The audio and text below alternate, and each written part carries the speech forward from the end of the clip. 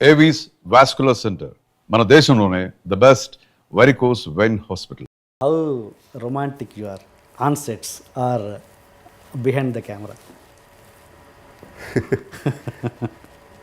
I love women అండి, అందులో doubt లేదు. అంటే ఆ కంపెనీ కానీ చిన్నప్పటి నుంచి కూడా కజిన్స్ కూడా ఎక్కువ గర్ల్ కజిన్స్తోనే ఎక్కువ ఇంటరాక్షన్ ఉండేది. ఓకే. సో అది ఐ యామ్ డెఫినెట్లీ. అంటే ఏముంటుందండి, ఇప్పుడు ఒక మగాడు మాట్లాడుకుంటే నా థింకింగ్ అతనికే ఉంటుంది, అటుపక్క మాట్లాడుతుంటే వాళ్ళ థింకింగ్ మనకి. Sharing of experiences, sharing of thinking, so many curiosities ఉంటాయండి అందరికీ. మగాళ్ళ గురించి వాళ్ళకి, వాళ్ళ గురించి మనకి. అసలు ఫస్ట్ ప్రతి ఒక్కరికి ఉంటుంది కదండి ఇది. న్యాచురల్గా ఉండే వాళ్ళకి దగ్గర అవ్వాలని, మాట్లాడుకోవాలని మోస్ట్ ఆఫ్ ద పీపుల్కి ఉంటుంది. అట్లాగే నాకు ఉంటుంది. కాకపోతే నాకు నచ్చాలండి, ఎవరు పడితే వాళ్ళు. నేను I'm not the mechanical kind. డెఫినెట్గా అది మాత్రం రాసి పెట్టుకోండి. మెకానికల్గా ఎవరైనా ఓకే ఫ్రెండ్షిప్ చేసేసుకుందాం అనేది అది కాదు. నాకు జెన్యున్గా నచ్చాలి పర్సన్. లేకపోతే ఫస్ట్ నా మొహంలో కనపడిపోతుంది క్లియర్గా, నాకు నచ్చలేదు నువ్వు అనేది క్లియర్గా అర్థమైంది. చాలామంది హీరోయిన్స్తో good morning, good evening, bye అంతే. చాలామందితో అట్లా జరిగింది. సో అది ఎవరికి తెలియదు అది. But I'm nice to them అండి. నేను ఎవరితోనూ జనరల్గానే ఐ డోంట్ వాంట్, ఇందాక ఫస్ట్ చెప్పినట్టు ఎవరినో హర్ట్ చేస్తే నేను హర్ట్ అవుతున్నా. సో నేను ఎందుకు హర్ట్ అవ్వాలి? సో ఎవరిని హర్ట్ చేయొద్దు. ఓకే.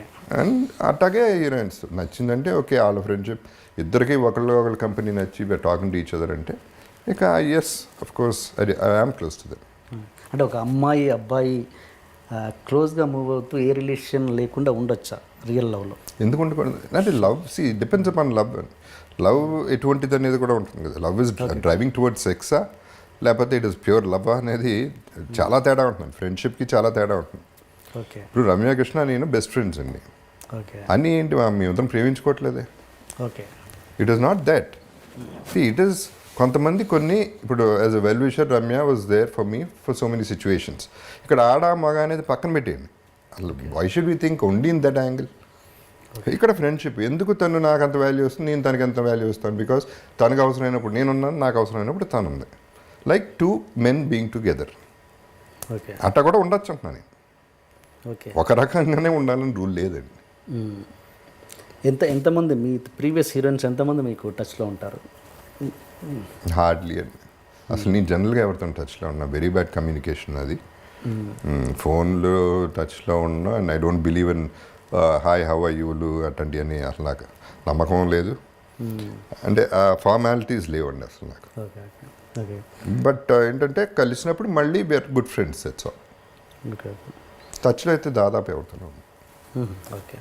మీరు మామూలుగా హీరో చేస్తున్నప్పుడు ఫస్ట్ కథ విన్నాక ఫస్ట్ హీరోయిన్ ఎవరని అడిగారంటే ఫస్ట్ క్వశ్చన్ లేదా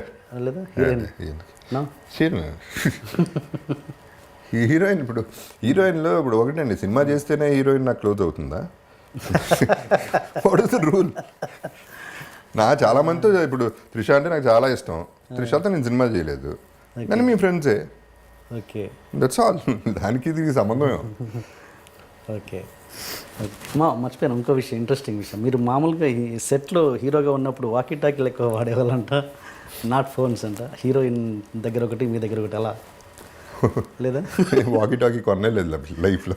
నా దగ్గర లేదు అసలు ఎప్పుడు వాకీ టాకీ. మీ దగ్గర ఉండకపోవచ్చు. లేదు లేదా? విచిత్రమైన చెప్తున్నారు, ఎక్కడ పెట్టారు ఇవన్నీ నాకు తెలియదు. ఒకే ఒకసారి సింగపూర్లో మా టచ్అప్ మేకప్ మ్యాన్కి నాకు ఉండేది అంతే.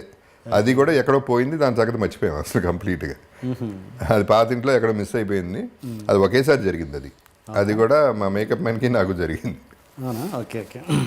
ఎందుకు సెల్ ఫోన్ ఎందుకు చేయకూడదు? వాళ్ళకి వాకీ టాకీ ఎందుకు మాట్లాడాలి? వాళ్ళందరికీ వినపడుతుంది వాకీ టాకీ ఫస్ట్. ఇదేమో లాజిక్. మంచి ఇంట్రెస్టింగ్ విషయం. ఇది అంటే ఒకటి చాలా లాస్ట్ ఇంటర్వ్యూలో ఒక దాంట్లో చెప్పారు, బట్ నా దాంట్లో ఉంటే బాగుంటుందని అనిపించింది నాకు.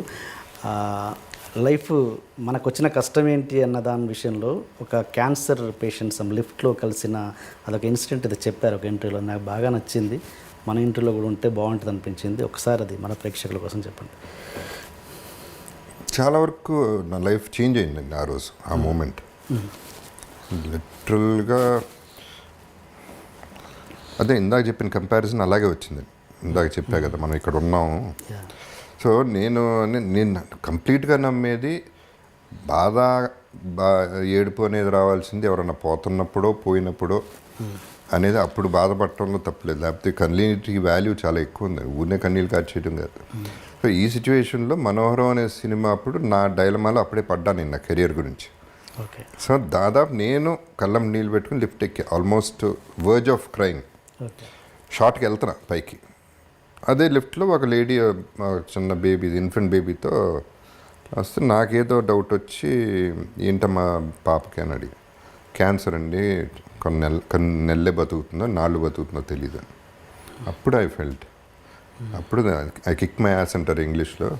అప్పుడు నన్ను నేనే అనుకుని బుద్ధి ఉందా లేదా, నీకు ప్రాబ్లం ఏంటి లైఫ్లో, ఇది ఒక ప్రాబ్లం అనేది కంపేర్ చేస్తే అసలు ఇది ప్రాబ్లం కానే కాదు, ప్రాబ్లం అక్కడ ఉంది, నువ్వు ఫీల్ అవటం వల్ల అర్థమే లేదని. ఇదే నేను అదే చెప్పేదండి, అందరికీ చెప్పేది అదే. ప్రతి ఒక్కడు ఫీల్ అయిపోయేది నాకే వచ్చింది కష్టం, నేనే కష్టపడుతున్నాను. ఇంకో లైఫ్ చూడండి, అసలు చూస్తే తెలుస్తుంది కష్టాలంటే ఏంటో. ఇంకా చాలా జీవితాలు చాలా ఎక్కువ చూస్తున్నాయి. సో మనం అది కష్టం అని ఫీల్ అయితే మనం we are not fighting life, you are useless. So అక్కడ నుంచి జనరల్గా నా మెంటాలిటీ అదండి, ఓహో ఇంకో ప్రాబ్లం వచ్చిందా, అరే భలే వచ్చిందా, ఇదేంటో చూద్దాం, దీని సంగతి చూద్దాం అని యాడ్ అయిన కొద్దీ ఛాలెంజ్ కింద అయిపోయింది నాకు. ఇక ముందే ఉండేది ఆ మెంటాలిటీ, దీంతో స్పార్క్ అయిపోయింది. సో ఎప్పుడు కూడా కొత్త ప్రాబ్లం అనగా నాకు ఎక్సైటింగ్గా ఉండేది. It's not a problem for me, it is an experience, that is what I would say. Problems అనేది వేరు, ప్రాబ్లం అనేది బాధ వచ్చినప్పుడు అది ప్రాబ్లం. ఇవన్నీ ఒకటి ఆడేట అన్నాడు, అదొక ఎక్స్పీరియన్స్, ఇట్టా ఫ్లాప్ అయింది అదొక ఎక్స్పీరియన్స్, డబ్బులు అయిపోయినాయి ఇప్పుడు డబ్బులు అర్జెంటుగా కావాలి ఎవడొకటి అడగాలి అదొక ఎక్స్పీరియన్స్. ఇట్టా తప్ప I don't think there are serious problems in life. అది మనం క్రియేట్ చేసేసుకుంటాం ప్రాబ్లమ్స్.